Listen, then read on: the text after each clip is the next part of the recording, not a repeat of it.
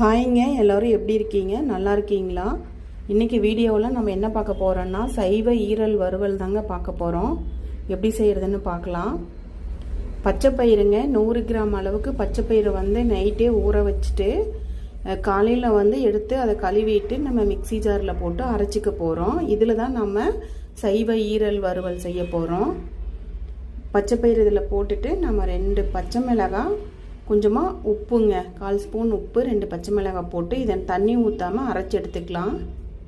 இது போல் அரைச்சி எடுத்துக்கோங்க. இப்போது இட்லி பானையில் வச்சு நம்ம இட்லி ஊற்றி வேக வைப்போம் இல்லைங்க, அந்த மாதிரி இப்போ இட்லி தட்டில் நம்ம ஊற்றி வேக வச்சு எடுத்துக்க போகிறோம்.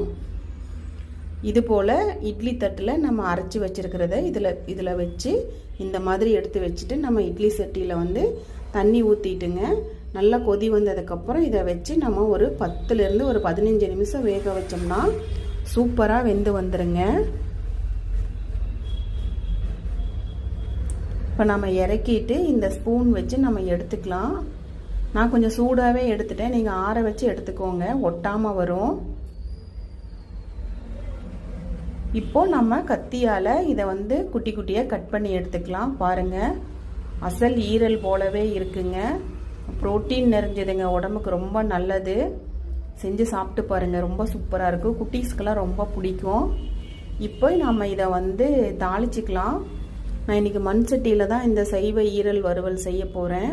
ஒரு 3 ஸ்பூன் அளவுக்கு எண்ணெய் ஊற்றிட்டு 1/2 ஸ்பூன் சோம்பு, 1 பட்டை, 2 கிராம்பு போட்டு பொரிஞ்சதும் ஒரு பெரிய சைஸ் பெரிய வெங்காயத்தை பொடி பொடியாக கட் பண்ணியிருக்கேன்.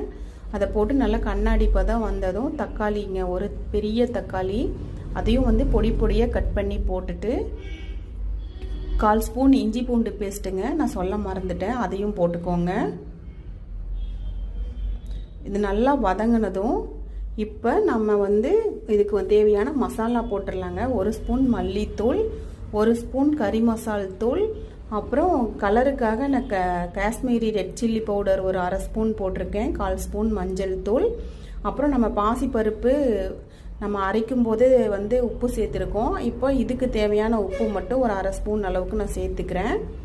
இதில் கொஞ்சமாக தண்ணி விட்டுக்கலாம்.